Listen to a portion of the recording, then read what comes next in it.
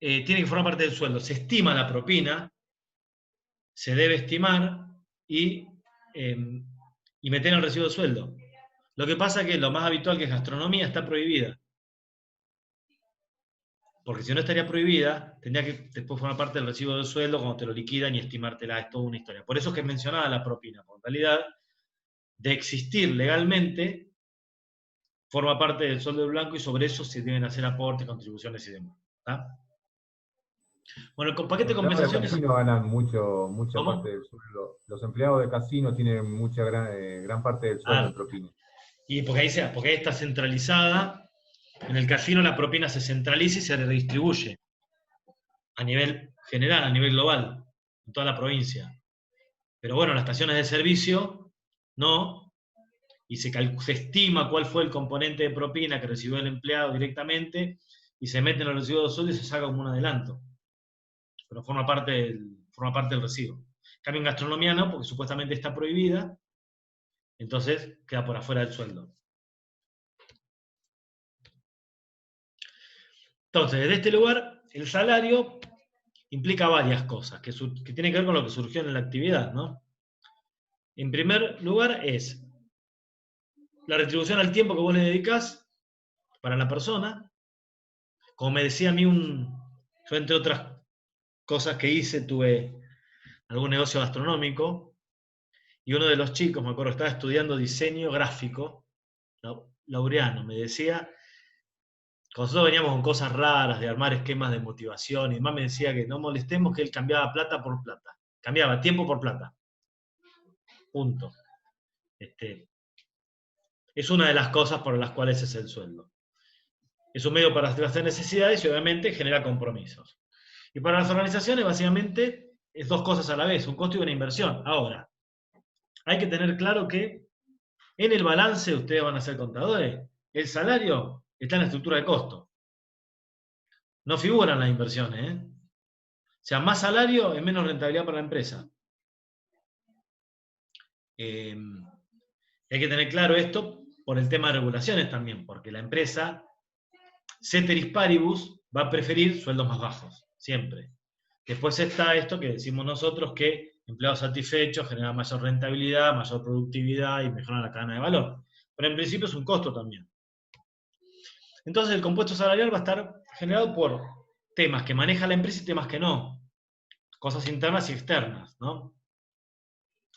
Va a depender de algunas políticas organizacionales, tipo de cargo, lo que decida pagar la empresa, su propia política retributiva, que en este caso de Rappi claramente tienen una política retributiva de que pagar por pieza y tener gente con un bajo nivel de compromiso a punto tal que le permitan trabajar para todas las competencias. Digamos, la competencia de ellos pasa por generar más eficiencia desde la app e innovar con nuevas cosas, por ejemplo, Pedido Ya con sus nuevos supermercados, ¿no? Supermercados rápidos, a los que no pueden entrar clientes, entran solamente los empleados de Pedido Ya, no lo generan desde el salario. O sea, la política salarial, la capacidad de pagar y qué tan competitiva es una empresa. Pero hay otros factores externos que no dominamos nosotros. Y es esencial tener en cuenta. Si el mercado está en oferta o en demanda, la coyuntura económica te obliga a pagar más o menos, la presión sindical, qué tanta presión sindical hay en un momento determinado, cómo es la legislación laboral, cuál es el nivel de competencia en el sector, cuál es el nivel de competencia respecto de los recursos humanos que yo busco. Digamos, eso también me pone en mi condicionamiento. La empresa no paga lo que quiere, la empresa paga lo que puede en términos de legislación y lo que ofrece el contexto competitivo. Hay que tenerlo claro también. Por eso que las negociaciones salariales terminan siendo por sector y no en términos generales. Y acá nos aparece el concepto de administración salarial.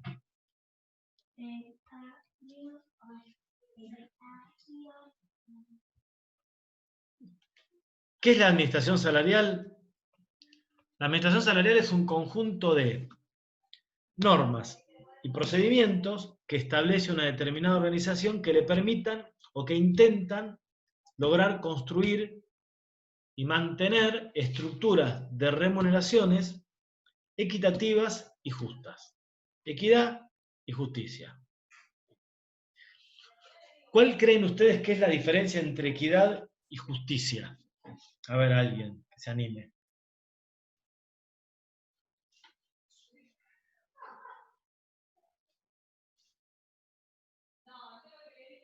A ver, equidad versus justicia. A ver, en términos prácticos, ¿qué les parece que es la diferencia?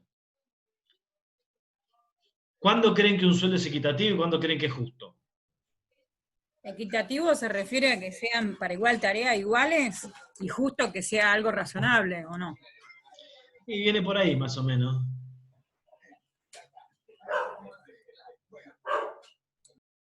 Justo que sea también de acuerdo a las competencias del cargo y la competencia del empleado. ¿Puede ser? En términos por ahí, hablando más en términos de gestión de personal, sí, puede ser. Básicamente, a ver, hay un término que es claro, que es el de equidad. La equidad se define comparativamente, ¿no? Algo es equitativo cuando es igualmente bueno o igualmente malo. Es comparativa. La justicia ya es un concepto más complejo. Si quieren leer algo de justicia, lean, cómprense el libro La idea de la justicia de Amartya Sen, que es un libro brillante. Pero la justicia es relativa porque tiene que ver qué es lo que entiende uno por justo. Pero básicamente son dos cosas diferentes. La equidad en comparación y la justicia que tiene que ver con el ser mismo del cargo. Es que te paguen lo que corresponde por el puesto que ocupás y en todo caso por lo que vos generás, y por otro lado que eso que cobras esté en términos relativos y comparativos con los demás cargos de manera adecuada. Hay diversas teorías de la motivación, una es la teoría de la equidad. En Argentina es más habitual que la gente se queje por problemas de equidad que por problemas de justicia, porque es mucho más fácil observar lo que pasa alrededor que analizar qué tan justo es lo que uno gana. A ver, en términos de justicia, ¿está bien lo que gana Messi?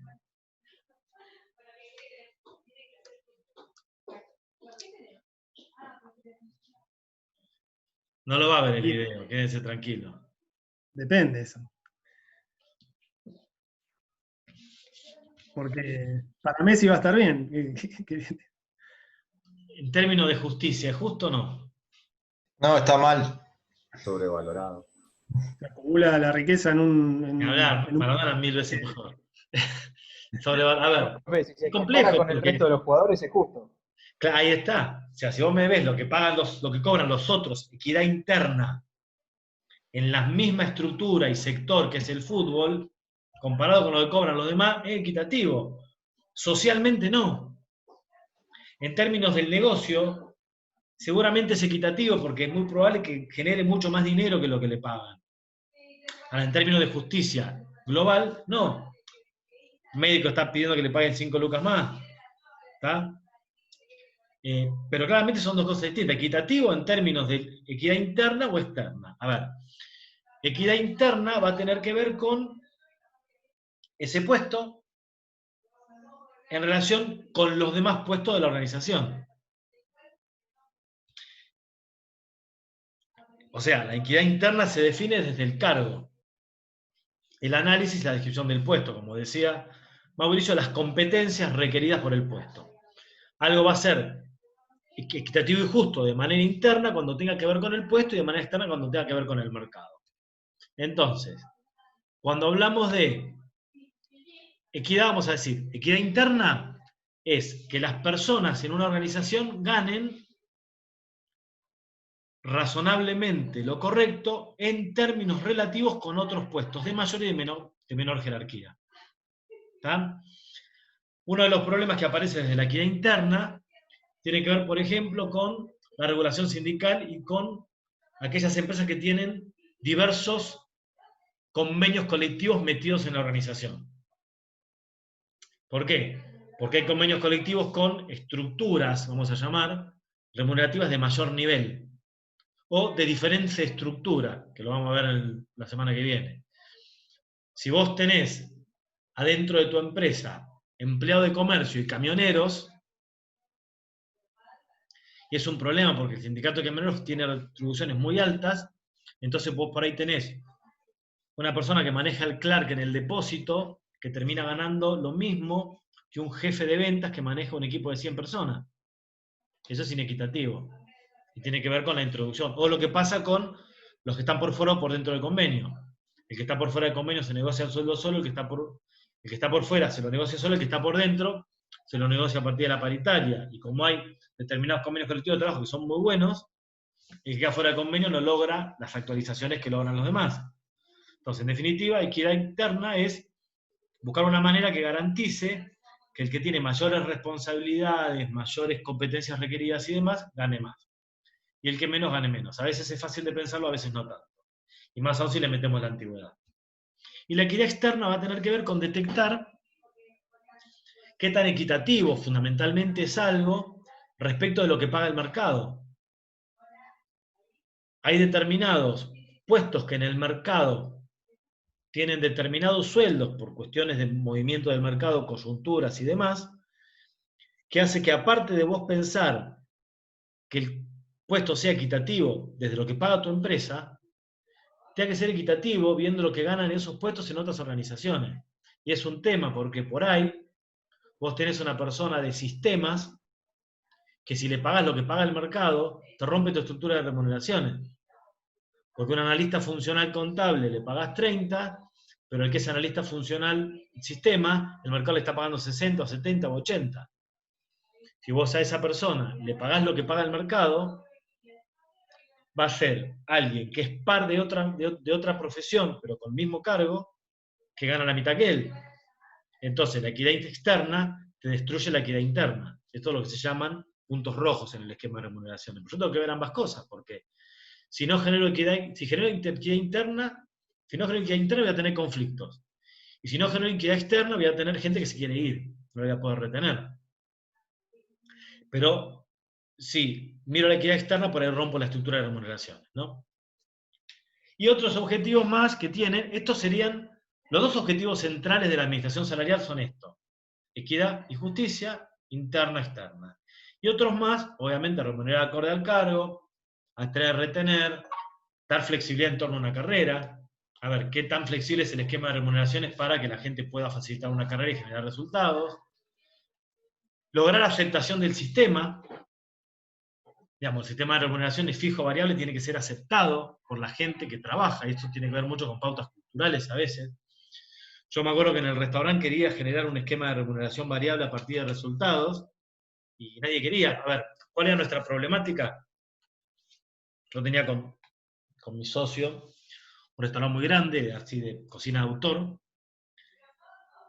y el problema nuestro es que con clientes de alta gama en su momento, que dejaban mucha propina, y lo que nosotros veíamos que terminaba ganando más un mozo que el chef, porque había mesas que dejaban como si fuera la plata de ahora, 500 pesos de propina, 600, 700 pesos de propina, con lo cual el camarero ganaba, y nosotros no teníamos forma de pagarle al chef que le equipare a los mozos. Y como la distribución de la propina es una decisión individual, por lo menos en la gastronomía, porque en realidad está prohibida, vos tenés camareros que sí entienden que ellos trabajan mejor gracias a que la cocina trabaja bien, entonces ¿qué hacen? Comparten la propina con la cocina y otros que no. Entonces queríamos proponer un esquema de remuneración variable en base a calidad, platos, quejas y cosas diversas, un indicador complejo. Y la gente de la cocina no quería saber nada. ¿Por qué? Porque culturalmente ellos querían un sueldo fijo y estar tranquilos. No querían asumir ningún tipo de riesgo, y me acuerdo que me decía el chef, después se fue a España, si yo quisiera tener riesgo, me pondría un restaurante, me decía. Y es razonable. Entonces, uno tiene que ver qué cosas acepta un determinado segmento. Y después, equilibrio financiero entre la organización y el empleado. Hay un punto final en el esquema remunerativo, que es cuando se pone en tensión la subsistencia del empleo. En esos contextos vas a encontrar, como hoy, que los empleados y los sindicatos aceptan reducciones salariales del 30, del 40 o del 50%. En realidad lo que detectaron es que en ese momento la empresa no puede pagar más de eso, y si lo pones en tensión, la empresa cierra. Y tampoco le sirve a nadie. Con lo cual nuestro problema va a ser básicamente la equidad, los equilibrios, los balances, ¿no? Equidad interna va a tener que ver con la descripción del cargo, que nos va a marcar qué es lo que requiere ese puesto para poder ocuparlo, descripción del cargo, análisis de descripción del puesto, paquete de competencias, etcétera, todo lo que estudiamos, y por otro lado la evaluación de desempeño, porque podemos tener resultados que retribuir también. Y la equidad, digamos, las dos herramientas básicas de la equidad interna son la descripción del cargo y la evaluación de puestos. Y de la equidad externa son las encuestas de remuneraciones, que es la herramienta que tiene una empresa para monitorear lo que está pasando en el mercado respecto de cómo está pagando el resto, ¿no? ¿Para qué? Para no quedar fuera del mercado, poder retener talentos, poder anticipar que estén mirando de reojo la gente que trabaja con nosotros porque se quiere ir, o generar algún tipo de paquete de compensaciones que complemente lo que es monetario con cuestiones no monetarias, digamos, como vimos al principio. ¿Está? ¿Qué dice la ley? Bueno, la ley dice, la ley de contrato de trabajo, que como vieron con el tema de Rappi, Globo y Pedido Ya, eso no modificaba la ley de contrato de trabajo, lo que genera es un estatuto distinto para ese tipo de trabajadores. ¿Por qué estaban haciendo eso? Porque están tratando de resolver el problema de esas plataformas sin poner en tensión el sistema laboral básico. Pero la ley dice, y es importante esto, dice que la remuneración es la contraprestación que debe percibir el trabajador como consecuencia del trabajo, del contrato de trabajo, ¿no? Dicha remuneración no podrá ser inferior al mínimo vital y el empleador debe al trabajador la remuneración aunque éste no preste servicios por la mera circunstancia de haber puesto su fuerza de trabajo a disposición de aquel. Contratación básica por sueldo. ¿Está? Pero es una contraprestación. O sea, todo aquello que no sea la contraprestación por poner a disposición de la empresa el trabajo no va a ser remuneración. Y ahí nos vamos a meter después con beneficios sociales. Entonces, el concepto central es el de contraprestación. Y en términos judiciales, ¿no? La Cámara Nacional del Trabajo hizo una interpretación que dice, y esto es fundamental, que va a ser remuneración toda ventaja patrimonial que recibe el trabajador como contraprestación del trabajo subordinado, ¿no? Esto que parece una pavada, pareciera que está diciendo lo mismo, no lo es. Porque cuando hablamos de ventaja patrimonial, estamos, ustedes que van a ser contadores, diciendo que es algo que modifica el patrimonio del empleado. ¿Está bien? ¿Esto qué implica? Que no es solamente el sueldo, es toda ventaja patrimonial. ¿Está bien? Y esto, y ya lo vamos a dejar hasta acá, y esto tiene consecuencias importantes. ¿Por qué? Porque uno después tiene que empezar a interpretar qué es una ventaja patrimonial. A ver, piensen a ver si a alguno se le ocurre una ventaja patrimonial que pueda tener una persona que trabaja en un lugar, pero que en realidad no es sueldo. ¿Alguna prestación de un vehículo para trasladarse o algo así? Bien, Julián. No es una cuestión menor. ¿Por qué? Porque ese vehículo, ¿la empresa para qué te lo da? Para cuestiones laborales, digamos. Inherentes. Y para cuestiones laborales. Vamos a continuar con este tema en la clase que viene.